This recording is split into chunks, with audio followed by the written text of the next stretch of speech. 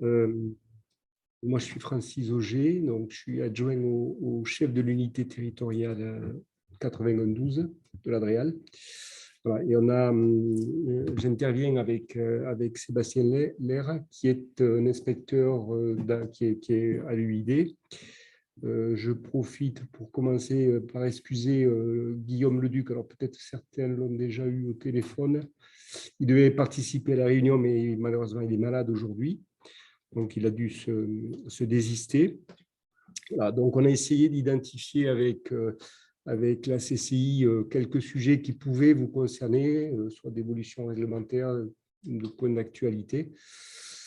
Voilà, donc, et après, on essaiera de répondre aux questions que vous pourrez vous poser. Alors, on n'aura pas forcément systématiquement la réponse. Si on ne l'a pas, on prendra note et puis on vous la communiquera par la suite.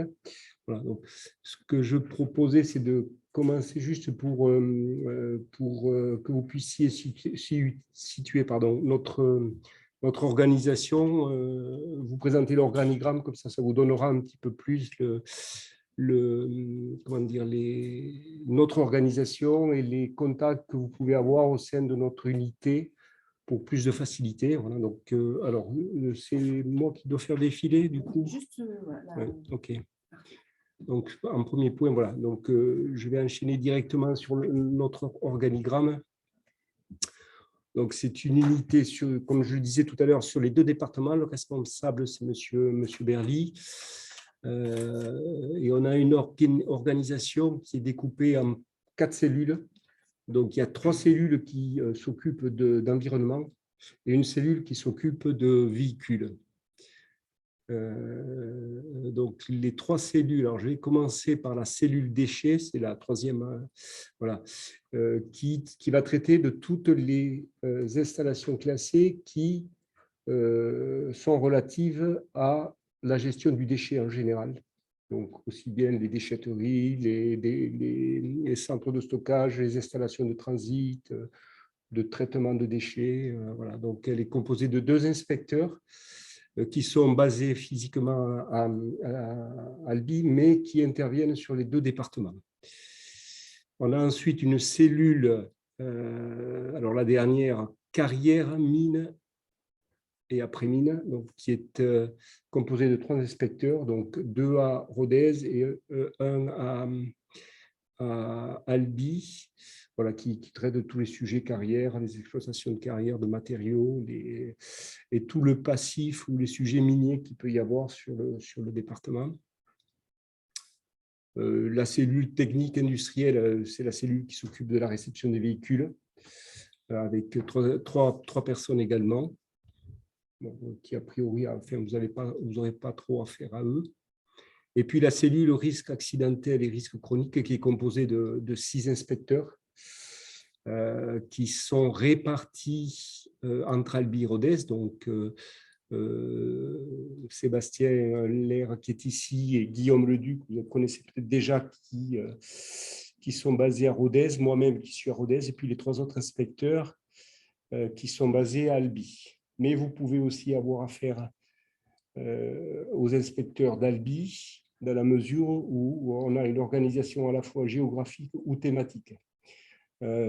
Par exemple, les établissements Céveso sont plutôt suivis par Laurent Baudy qui est à Albi, mis à part un seul qui est suivi par Sébastien Lair. Voilà.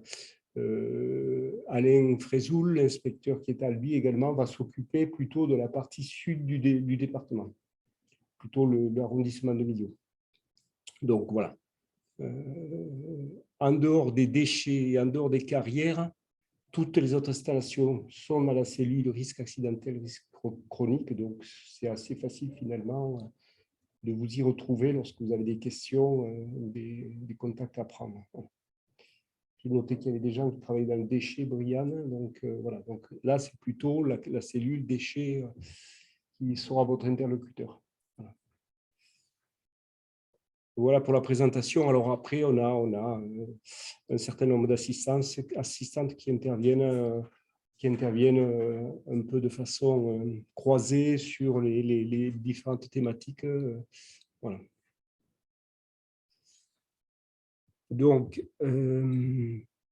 un premier point qu'on avait mis à la présentation, c'était vous parler un peu de l'évolution de nos rapports d'inspection. Je ne sais pas si vous avez eu la chance d'être inspecté cette année par la DREAL. On a une évolution sur le format de nos rapports, en quelque sorte. Voilà, on a maintenant une plateforme Gunav.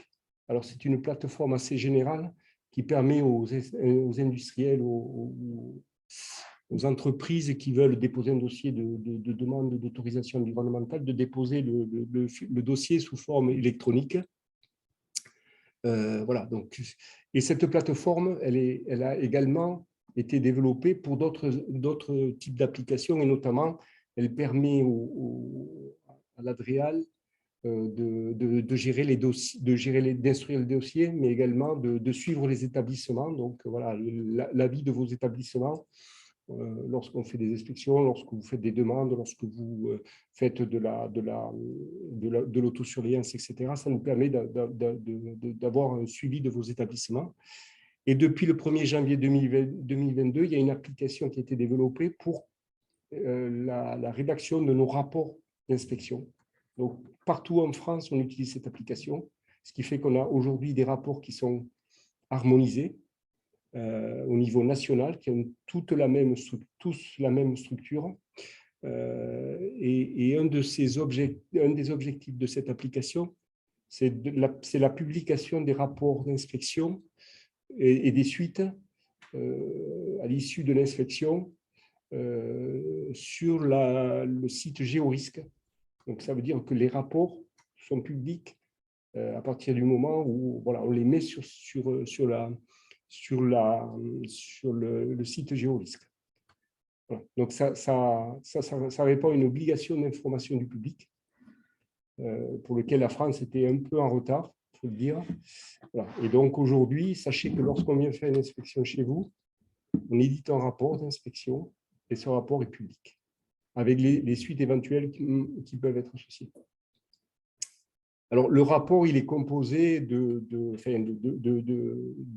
corps du rapport lui-même et puis après des fiches de constat qu'on va faire sur les prescriptions qui vous sont applicables.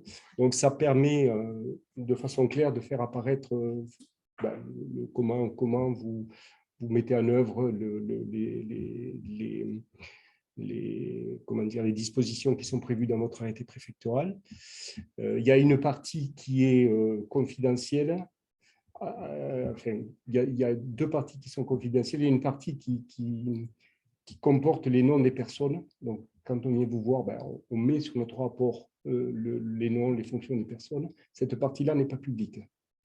Elle n'apparaît pas sur le site GeoRisque. Et après, si au cours de l'inspection, il y a des informations que vous jugez confidentielles pour des raisons de secret de fabrication, de risques éventuels, parce que vous avez des stockages qui peuvent être sensibles, par exemple, etc. Ces informations, à partir du moment où vous nous donnez l'information, on les met dans une partie qui reste confidentielle. Voilà. Donc, c'était important de vous le dire parce que ça a changé depuis le 1er janvier 2022. Et on a quand même, depuis les premières inspections qu'on a fait cette année, quand même des retours de quelques associations qui posent des questions derrière. Il y aura plus de visibilité, voilà, sur les suites qu'on donne à l'inspection. Voilà. Et c'est pareil, dans la formulation de nos constats, on va être assez harmonisé au niveau national. Voilà. Soit vous êtes non conforme sur certaines dispositions et voilà, il va y avoir des suites proposées, soit vous êtes conforme et puis voilà, il peut y avoir de simples observations, mais voilà, on reste assez binaire dans les suites qu'on va donner, non-conformité ou pas, ou simplement conformité avec éventuellement une observation, une recommandation, même si on n'aime pas bien le terme recommandation. Alors, du coup,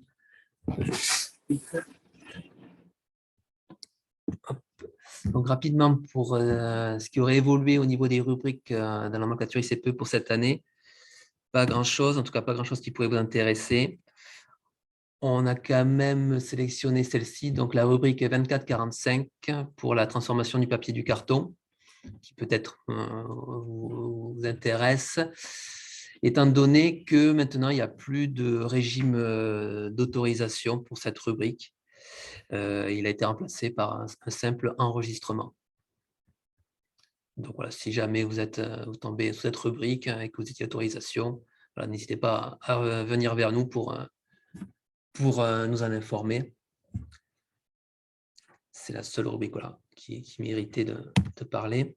Ensuite, en ce qui concerne les évolutions réglementaires, cette année, donc, une grosse évolution du fait d'un arrêté du 22 février 2022 qui a modifié 2 arrêtés dits transversaux. L'arrêté du 4 octobre 2010 et l'arrêté du 2 février 98. Le premier, donc l'arrêté du 4-10-10, lui, il s'intéressait donc à tout ce qui était risque accidentel pour les ICPE à autorisation. Et il a été modifié dans le sens qu'on lui a intégré un certain nombre de dispositions qui, avant, dans tous les cas, étaient quand même prescrites à travers des arrêtés préfectoraux. Mais la démarche actuelle du ministère, c'est que vous ayez tous désormais des arrêtés préfectoraux dits sveltes, c'est-à-dire plus petits possible, avec uniquement des prescriptions vraiment faites sur mesure. Tout le reste sera dans les arrêtés ministériels. Donc, ce qui fait que l'arrêté préfectoral, mais a priori, d'ici quelques temps, ce sera juste que quelques articles qui s'intéresseraient vraiment qu'à vous, qu'à votre activité. Et après, tout le reste, ce sera l'arrêté ministériel qui vous le prescrira. Donc, en ce sens, un bon nombre de prescriptions génériques ont été basculées dans cet arrêté ministériel du 4-10-10. On citera en particulier donc, tout ce qui est surveillance de votre installation, les accès, tout ce qui est formation du personnel, tout ce qui est gestion des équipements durant les phases d'arrêt, de maintenance, tout ce qui est moyen d'intervention, et aussi POI. Donc, pour certains établissements qui auraient un plan d'organisation interne en cas d'accident, désormais, il faudrait que ce POI ressemble, bon an mal an, à un POI de site Céveso. Donc voilà, on vous indique un peu qu'est-ce qu'il faut mettre dedans, comment faire les exercices, et dans quel cas il faut y penser à le mettre à jour. Aussi, suite à Lubrizol, il y a pas mal de dispositions qui ont été basculées dans l'article ministériel qui concerne donc les rétentions. Voilà, étant donné maintenant de prendre en compte les volumes de tout ce qui pourrait fondre, tout ce qui est contenu dans tous les petits contenants qui sont dans les rétentions, et aussi comment bien concevoir des rétentions dites déportées, c'est-à-dire que tout le liquide n'est pas stocké en sous les cuves, le liquide via des tuyaux, des canalisations ou des caniveaux est retenu ailleurs. Et voilà, il faut quand même certaines prescriptions pour tous ces caniveaux, toutes ces canalisations. Donc, normalement, toutes ces choses-là étaient déjà prescrites dans les AP. Mais bon, dans tous les cas, voilà, ça s'applique de suite pour les établissements qui ont déposé une autorisation. Et pour les existants qui n'avaient pas ce genre quand même de prescription, il y a plusieurs années d'étalement pour se mettre en règle. Donc, comme je vous l'ai dit, cet arrêté du 22 février, il modifie aussi un autre arrêté ministériel, celui du 2-2-98, qui, lui, s'intéresse à plus tout ce qui est chronique. C'est tout ce qui est relatif aux émissions aqueuses et aériennes, mais toujours des ICPE à autorisation. Là encore, c'était la même idée, c'était faire en sorte maintenant que vous ayez des arrêtés préfectoraux sveltes sur mesure. Donc, voilà, pas mal de choses ont été basculées au niveau de l'arrêté ministériel. On citera par exemple donc, tout ce qui est l'entretien des canalisations de rejet aqueux, tout ce qui est bac de disconnexion pour le réseau d'eau, isolement du réseau d'assainissement. Voilà, certains établissements IED aussi ont des nouvelles prescriptions. Et on peut aussi citer des nouvelles prescriptions pour la surveillance des eaux souterraines. Typiquement, voilà, désormais, il y a une liste de substances. Si on se retrouve au-dessus de certains seuils pour ces substances, il faut mettre en place un programme de surveillance assez poussé. Et voilà, maintenant, un petit focus sur la nouveauté track déchets pour les déchets.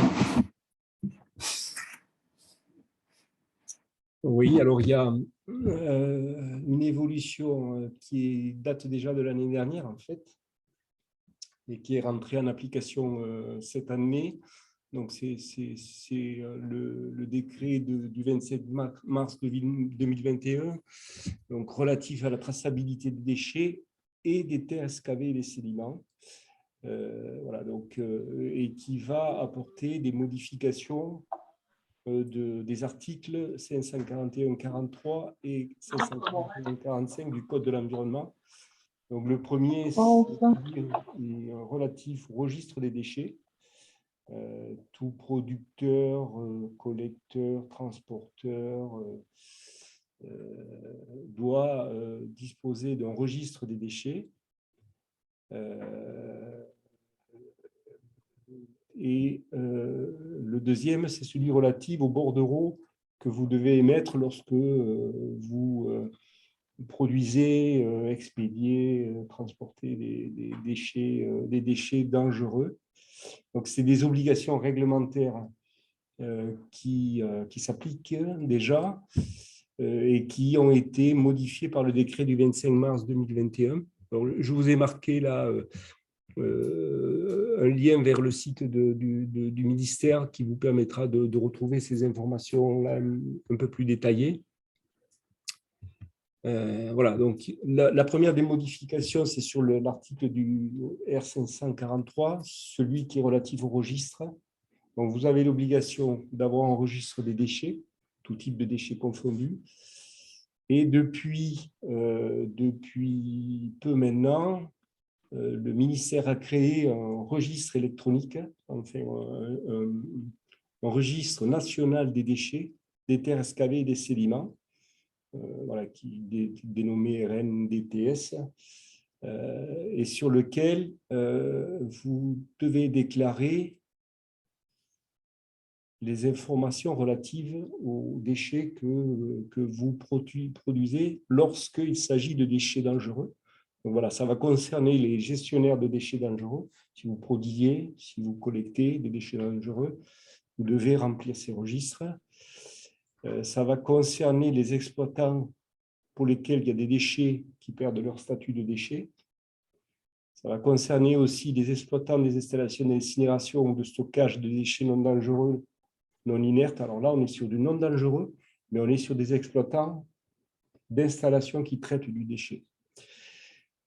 Et puis, ça va concerner les personnes qui produisent, qui traitent ou qui valorisent les terres excavées. Alors ça, c'est une nouveauté, c'est pour le suivi des terres qui sont excavées, qui sont transportées, qui sont déplacées. Légalement, là, on a un suivi à mettre en place. Voilà, donc ça, c'est en vigueur au 1er janvier 2022.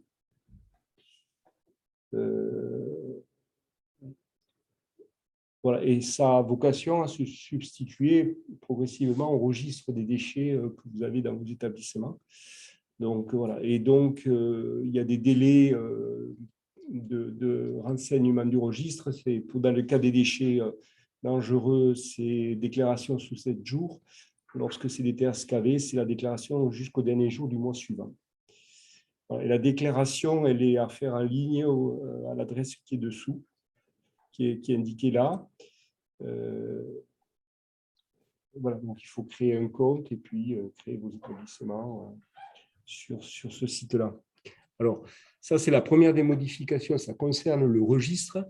Et la deuxième modification, c'est la traçabilité au travers des bordereaux de suivi de déchets que vous faisiez. Donc là, c'est pareil, le ministère a créé un site spécifique, Track Déchets, sur lequel vous allez faire la déclaration des bordereaux de suivi de déchets. Donc, ça concerne les déchets dangereux ou les déchets POP, c'est les produits organiques persistants. Les collecteurs de petites quantités, les personnes qui détiennent des déchets dangereux, notamment le producteur, les personnes qui reconditionnent, qui transforment les déchets. Donc là, c'est pareil, il y a un compte à créer et puis vous allez établir moi, j'ai interrogé quelques sociétés qui l'ont déjà mis en œuvre. Ça paraît assez facile à créer, le compte. Voilà. Et puis, le bordereau est assez facile aussi à renseigner. Voilà. Et au final, l'installation d'élimination va aller valider au final la traçabilité du bordereau de suivi lors de son élimination finale. Voilà. Donc après, vous avez quelques exemptions. Donc ça ne concerne pas les particuliers. Hein. Ça ne concerne pas lorsque vous remettez des huiles usagées à des sociétés agréées pour le ramassage des huiles usagées. C'est pareil pour les VHU. C'est la même chose lorsque vous remettez, si vous apportez des déchets à certains de vos déchets dangereux à une déchetterie qui vous les prend. Là, c'est pareil, vous n'êtes pas soumis à l'émission de ces bordereaux de suivi de déchets. Ou lorsque vous donnez vos déchets à traiter à un organisme spécifique, par exemple les organismes agréés REP, enfin, les filières REP ne sont pas concernées également. Voilà. Mais voilà, donc ça fait un certain nombre de cas d'exemption, et puis tout le reste, il faut renseigner le registre, les bordereaux de suivi de déchets. Alors, le texte prévoit que si vous remplissez les bordereaux de suivi de déchets sur Track Déchets, l'obligation, ça vaut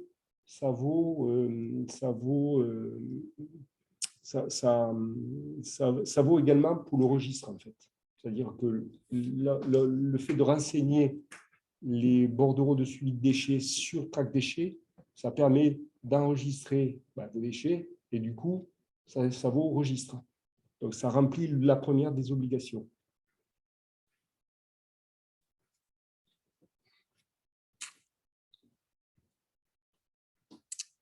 Et voilà.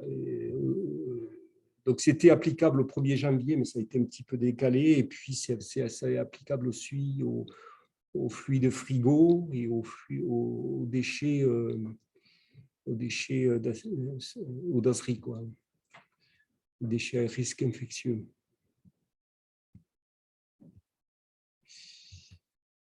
On va passer une thématique qui a été d'actualité. Parce qu'on s'est rendu compte donc, cet été que la ressource en eau, voilà, c'est quelque chose qui est précieuse, qui n'est pas infinie, qu'il faut gérer de manière responsable. Et donc, du coup, cette année, par chance, c'est sorti un nouvel arrêté, un nouveau décret qui vous intéresse parce qu'il permet désormais aux ICPE de réutiliser leurs eaux usées traitées. Voilà, donc les stations d'épuration communales et les CPE maintenant peuvent réutiliser leurs eaux usées traitées.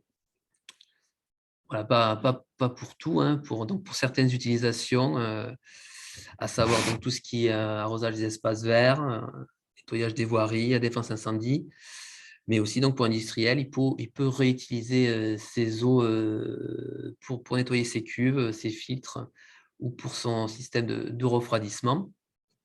Donc voilà, ça peut vous intéresser donc à mettre ça en place. Et alors, si vous voulez le faire, cette réutilisation des eaux usées de traité, il faut passer par un dossier de demande d'autorisation. Donc, ce n'est pas la même chose qu'un dossier de demande d'autorisation environnementale, ce n'est pas aussi lourd. C'est quelques pièces qui vous sont demandées, ces pièces qui sont justement énumérées dans l'arrêté de juillet 2022. Et une fois donc que votre dossier est accepté, cela se traduit pour vous donc pour un arrêté préfectoral complémentaire donc qui vous autorisera à utiliser votre eau traitée pour les utilisations que vous auriez identifiées, fléchées en amont. Donc voilà, ça peut peut-être intéresser certains d'entre vous qui je me permets de compléter. Oui. Le dossier qui vous est demandé, en fait, il a pour objet de vérifier que l'utilisation de ces eaux ne va pas générer des impacts, voilà, sur l'usage que vous allez en faire. Quoi, en fait. Voilà. Il ne faut pas qu'il y ait de risque, par exemple, de risque sanitaire, il ne faut pas qu'il y ait de risque de pollution qui pourrait être généré. Hein. J'imagine, par exemple, que vous utilisez l'eau issue de votre station d'épuration, si vous en avez une et que vous l'utilisez pour arroser les espaces verts, il faut que ce soit de l'eau qui soit quand même compatible avec qu'elle ait un niveau de traitement suffisant pour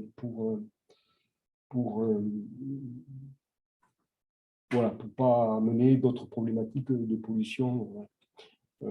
Mais on a eu le cas cette année d'une entreprise qui nous a demandé à utiliser des eaux industrielles, d'ailleurs, qui n'étaient pas les siennes, qui étaient celles d'une autre entreprise, pour abattre des poussières sur les chemins d'accès, etc., parce qu'ils avaient des obligations qui leur étaient faites dans l'arrêté d'abattre le niveau des poussières pour pas gêner le riverain. Donc, voilà. On peut éventuellement envisager d'utiliser des eaux aujourd'hui qui sont issues de vos process, qui sont suffisamment traitées pour d'autres usages. Pour économiser la ressource en eau.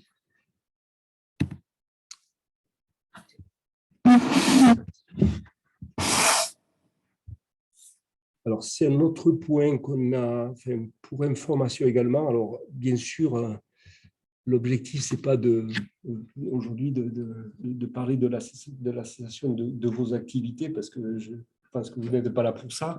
Simplement, il faut peut-être avoir à l'esprit cette évolution réglementaire, dans le sens où voilà, il y a un décret qui a modifié les conditions de cessation d'activité d'une installation classée.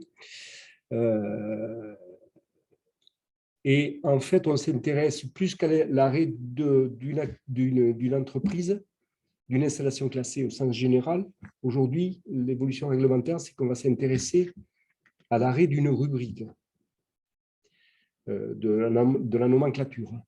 Et ça peut vous intéresser même si vous êtes en activité, dans le sens où, au fil des évolutions de votre société, vous avez des activités qui peuvent changer, des rubriques nouvelles qui apparaissent, des rubriques anciennes qui disparaissent parce que vous arrêtez une activité. Donc, les nouvelles obligations réglementaires, en fait, c'est que lorsque vous allez mettre à l'arrêt une activité visée par une rubrique, on ne va pas attendre la fin de vie de votre entreprise, de votre site, pour faire la cessation sur cette rubrique-là. Voilà, ça veut dire qu'on peut aujourd'hui dissocier les cessations de chacune des rubriques. L'objectif, c'est de ne pas attendre la fin de vie d'une société pour se retrouver à la fin, et puis l'entreprise est en général, quand une entreprise s'arrête, c'est qu'elle est en difficulté financière, donc à la fin, elle n'a plus les moyens de faire face à certaines obligations de remise en état du site. Donc là, l'objectif, c'est effectivement, un des objectifs, c'est bien au fil de la vie, on arrête une activité, on arrête cette activité en remettant les choses clairement. Si effectivement l'activité a généré une pollution à un moment donné d'une partie des sols à un endroit de l'entreprise, on vous demandera à ce moment-là de déposer ce dossier de cessation. Alors, bon, après, il y a des conditions pour est-ce qu'on fait les travaux de suite s'il y a des travaux à faire ou est-ce qu'on attend. Enfin, bon, il y a des conditions qui peuvent être mises en œuvre. Voilà. Et c'est pour que vous ayez à l'esprit ça, c'est pas parce que je continue à exercer qu'à un moment donné, je n'ai pas une obligation d'arrêter une activité. Voilà.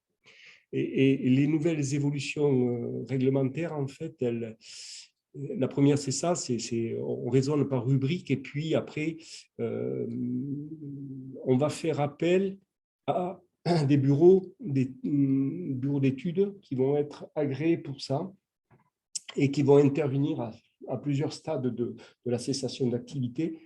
Au moment où vous arrêtez l'activité et que vous allez évacuer les déchets, faire les mesures de sécurité, les premières mesures de sécurité, il y aura un bureau d'études qui interviendra, et puis après, on va passer à faire une évaluation faire un diagnostic environnemental du site et peut-être définir des travaux, des pollutions si c'est nécessaire, etc. Donc, à chaque étape, la nouveauté, c'est que on a un bureau d'études certifié qui interviendra et qui délivrera des attestations sur l'avancement des procédures. Voilà.